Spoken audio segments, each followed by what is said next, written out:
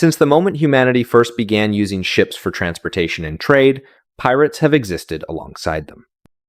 Even Julius Caesar himself was once captured by Sicilian pirates while traveling to Rhodes for his studies. The Vikings, meanwhile, used their longships and steel blades to raid nearly every stretch of Europe's coastline. But the pirate image most familiar to us today through films and novels can largely be traced back to the early 17th century, to the hunters of Hispaniola in the Caribbean. At first, they were simply poor English and French settlers who survived by hunting wild animals, smoking the meat, and selling it to passing ships. But as the arrogant Spanish Empire attempted to monopolize all trade in the New World, these hunters found their livelihoods destroyed, with nowhere else to turn. They became desperate outlaws who fought against oppression and powerful empires on the open sea. That is also why pirates in Western popular culture are often portrayed with a sense of anti-heroic romanticism.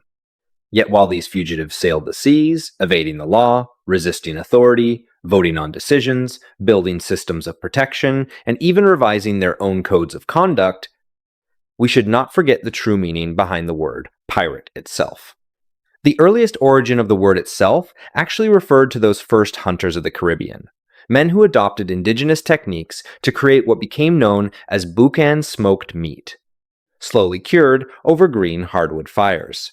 The ingredients were never limited to a single kind of animal. From the wild cattle roaming the New World to escaped feral pigs, even giant sea turtles, loaded with fat but infamous for their terrible flavor, almost anything could be turned into smoked meat. The preparation usually began with heavy amounts of sea salt rubbed into the flesh to draw out moisture. The meat would then be coated with a spice mixture made from pepper, lime, and allspice, a signature ingredient native to the Caribbean. Afterward, it was placed on wooden racks and slowly dried over low flames and thick smoke for long hours. To create an even harsher and more primal flavor, hunters would sometimes throw animal hides and bones directly into the fire. And if there is one modern Caribbean dish that truly inherited the spirit of this ancient smoked meat tradition, it would be Jamaican jerk barbecue, famous for its deep, smoky flavor. Just like the old boucan meat once left hanging over the fire for hours, authentic Jamaican jerk cooking is built around patience. Under traditional preparation methods, the meat must marinate overnight, and the smoking process itself often lasts anywhere from 2 to 4 hours or even longer, allowing that irresistible fire-kissed flavor to sink deep into every fiber of the meat. Unlike American barbecue, which often relies heavily on thick sauces, Jamaican jerk barbecue, much like the old boucan smoked meat before it, focuses on fresh herbal seasonings and deeply layered marinades. At the heart of the flavor, beyond the traditional allspice and lime, is the Scotch bonnet pepper, another ingredient native to the Caribbean. Its heat can range from 100,000 to 400,000 Scoville units. Yet beneath that fierce spice lies a surprisingly rich aroma reminiscent of peaches and apricots. To achieve the signature flavor progression of mild sweetness at first bite, followed by a slow rising heat that eventually erupts into intense spice, nearly every famous local jerk restaurant guards its own secret recipe. Some family-run shops are so protective of their seasoning blends that apprentices are reportedly required to sign confidentiality agreements, while the owners themselves carefully shield the mixing process from wandering eyes. In the Jamaican town of Sherwood Content, the birthplace of Usain Bolt, the future sprinting legend was already dominating youth track competitions by the age of 16. And according to local stories, one of Bolt's favorite foods while growing up was the Jamaican jerk barbecue sold at an old nearby restaurant.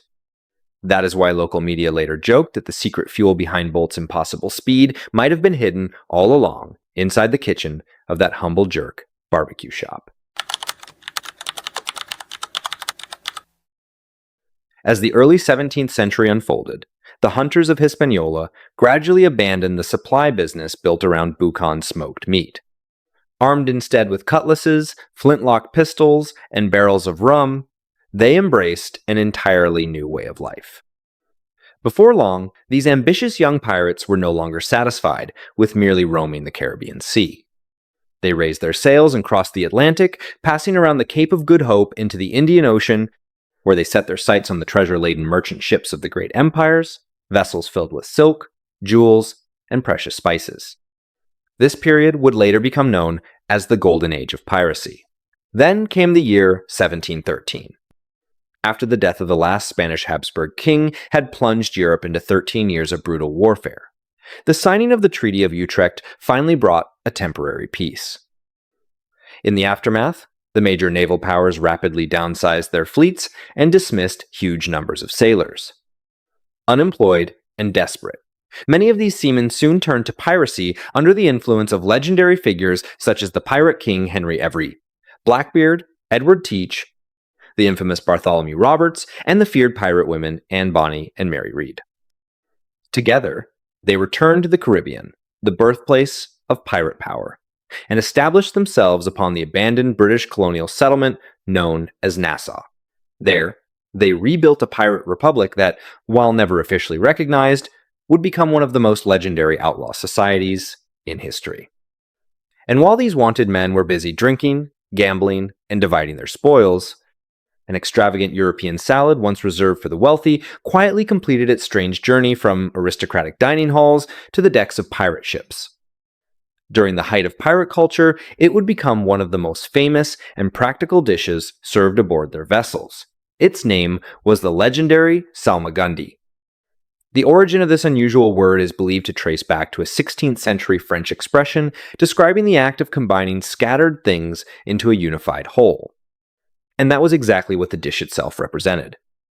Originally, Salmagundi was an elegant mixture of fruits, vegetables, flowers, seafood, and meat, all dressed with oil, vinegar, and aromatic spices.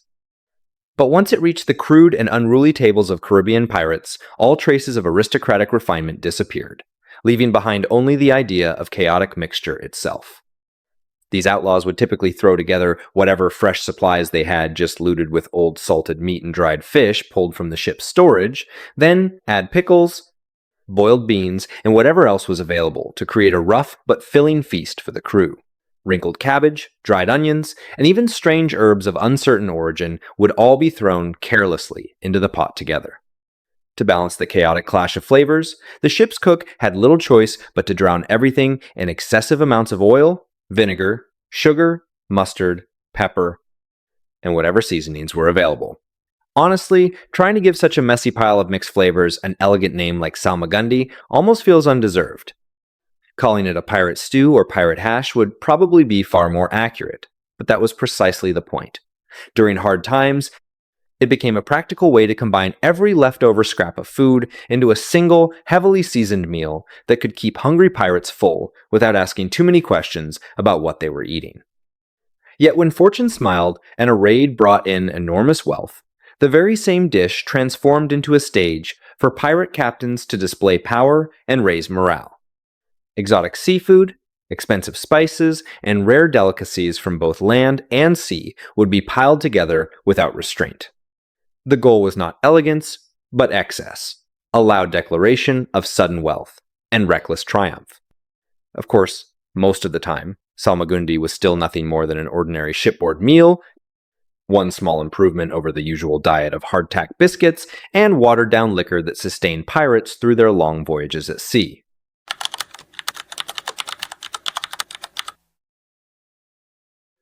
If we had to find a group of people in the modern world who should thank the pirates of old, bartenders might be one of the best answers.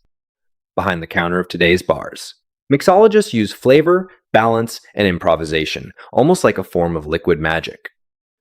And during the height of pirate culture between 1713 and 1730, it was those wandering outlaws who helped lay much of the foundation for what would eventually become the modern cocktail. Part of it began as a practical necessity, by mixing different liquids together. Pirates hoped to make stale water safer to drink and reduce sickness during long voyages. At the same time, the spices, fruits, sugar, and exotic goods seized or traded from ports around the world became the raw materials for experimentation. More importantly, cocktails offered a simple way to turn limited supplies into moments of pleasure, small escapes from the misery and exhaustion of life at sea. That pursuit of comfort was one of the biggest reasons mixed drinks spread so quickly among pirate crews.